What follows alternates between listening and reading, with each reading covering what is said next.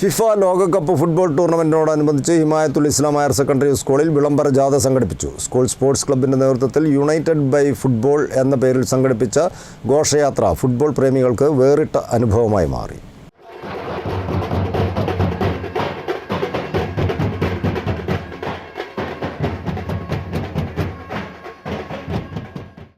FIFA ലോകകപ്പ് football ടൂർണമെൻറ്റിനോടനുബന്ധിച്ചാണ് Himayathul ഇസ്ലാം higher secondary സ്കൂളിൽ വിളംബര ജാഥ സംഘടിപ്പിച്ചത്.